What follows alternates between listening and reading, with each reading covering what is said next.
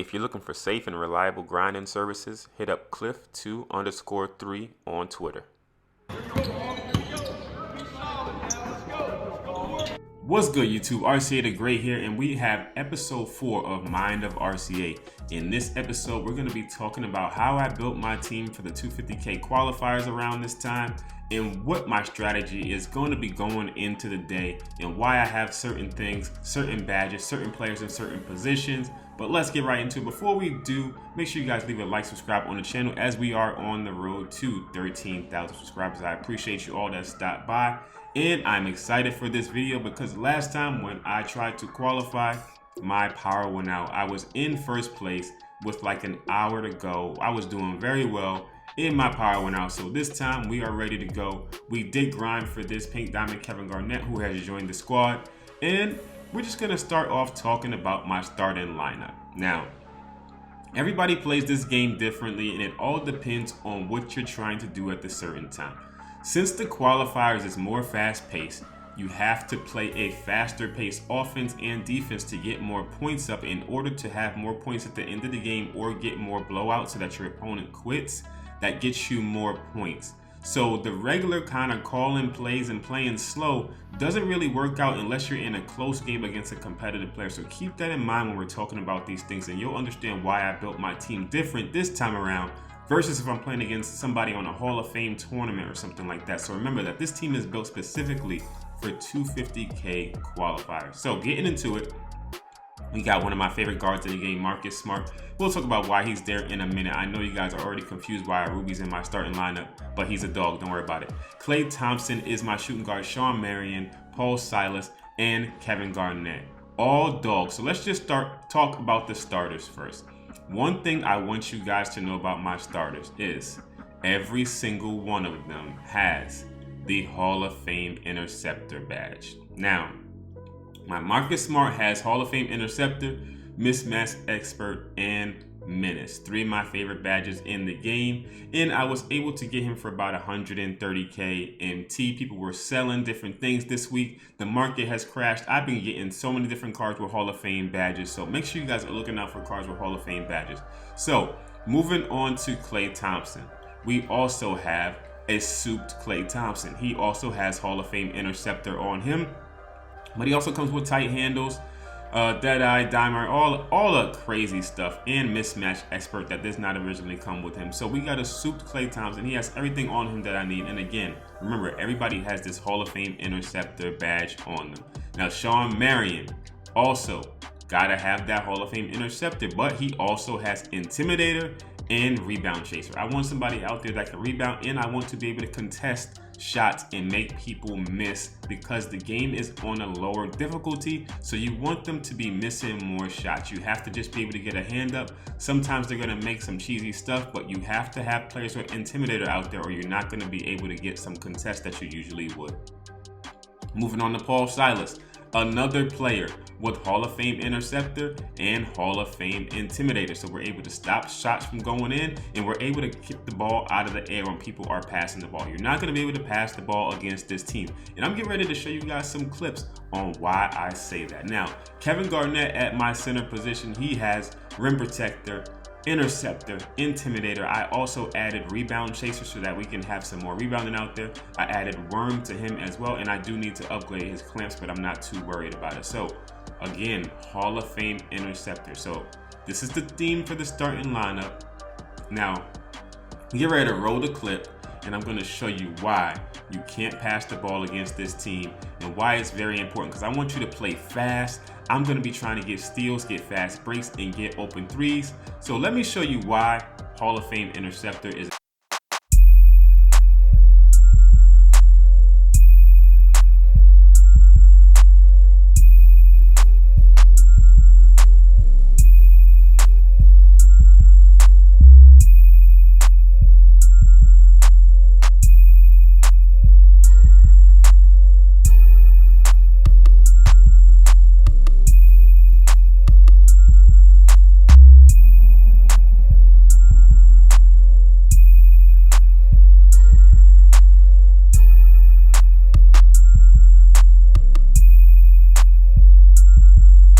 those games, anytime the ball was in the air, we were able to get steals, and Marcus Smart did get a lot of those. He's my point guard. He's usually in a good area to do so. Paul Silas also does get a lot of them, but I didn't have many clips of them because I just saved those a couple of days ago. But let's just talk a little bit more about Marcus Smart. He's one of my favorite cards in the game because he has a very easy shot to green. Comes with a 93-point shot that gets boosted to 94 with my coach. His dunk is an 83, but his dunk animations are very, very good. He goes to the basket extremely strong, and he has shifty dribble style, which is pretty cool, and it gets you around your opponent easier in a fast-paced game. If it's a slow-paced game, I'm not worried about that too much, but if I'm trying to score more points, I'm going to want him on the court. Gary Payton is similar, but I do like Marcus Smart's shot better. Plus, I added those badges to Marcus Smart. So his 94 steal, 95 perimeter defense, and 80 interior defense. So he's not going to get bullied. So he is my starting point guard, and this is how my starting lineup goes. When we move to the bench, we got Gary Payton, James Harden, Carmelo Anthony, Andre Kirilenko, and Moses Malone together. These five play together. Moses Malone plays with James Harden, so I can get some better screens from my screen and roll. And we got an inside center diving while James Harden is working his magic on the outside.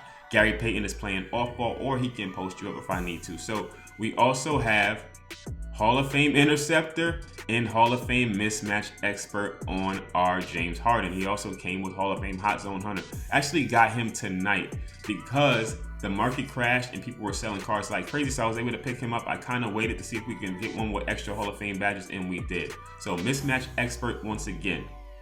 Now let me show you why mismatch expert is an important badge. You'll see right here one of these plays where James Harden hits a shot in the center's face. So what mismatch expert does is any player that is 3 inches or taller, 3 inches or more taller than you, you're gonna get less of a negative impact on your shot for shooting a contested shot. So by you being taller than me, I now have the advantage of being able to make more contested shots. So 3 inches, 4 inches, 5 inches, the more tall you are than me, the higher chance I have of possibly making that shot. Now I know that's kind of backwards because it's not like that in real life, but it is a way that they enabled smaller guards to be effective in the game. So if you have a 7'3" center on you and you're 6'5", you have a huge advantage in those mismatches. So as you can see right here, I'm running fist 92 side, and I am able to hit an open, not even an open three, a contested three on Hakeem Olajuwon because he is 7'1" or 7'2". So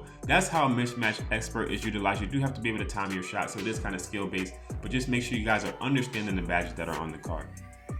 We got Carmelo, Andre Kirilenko as our power forward for defense out there, in Moses Malone. Now we got Sabonis and Penny Hardaway with Jaylen Brown out there. These guys play together.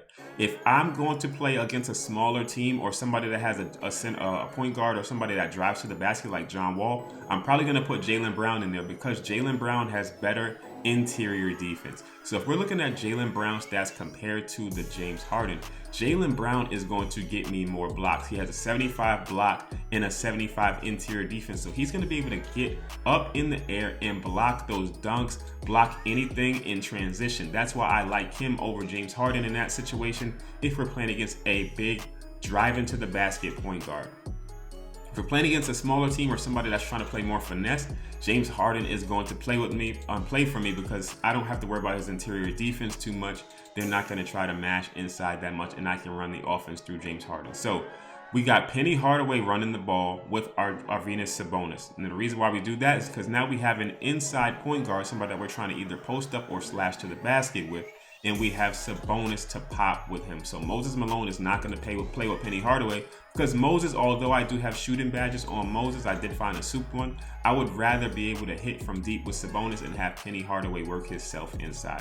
Looking at my Penny Hardaway, surprise, he also has Hall of Fame interceptor. I was able to get one with that on him as well. So he's another player that has that on my team, and I think he is the last one. My Moses Malone is also souped up. He does have Hall of Fame rebound chaser, set shooter, even Deadeye and Clamp. So I was able to get him for like 120k MT last week. And then my Sabonis has Hall of Fame rebound chaser, which he usually doesn't come with. That is huge on him. He gets tons of rebounds with this badge added to him. And then he has Hall of Fame pogo, so I can jump up and down quicker if a center is trying to like mash inside. I did boost his speed up to about a 70, so he can move up and down the court. But he is one of my favorite centers of the game because he can't get back down easily. He gets every rebound, and he's a huge mismatch nightmare inside if there's any kind of switch. So that's how I run my team differently. If I'm going to sub in Gary Payton and James Harden, I just make sure Moses Malone is playing with them so that we can play a more full court press style defense, and I can have some screen and roll with James Harden playing the outside and Moses Malone rolling to the inside so that they can't really bite too much on the screen, if that makes sense. When Penny Hardaway's in the game, we got Sabonis going to the fade and Penny Hardaway going to the basket. Now, obviously, I can still have Sabonis roll and I can still have Moses Malone fade, but I would rather it be that way with those guys on the court. And then, of course, we have our play calling. They're all in specific positions because of certain plays I can call. I'm either going to be running the Heat 13 or the Trailblazers playbook tomorrow.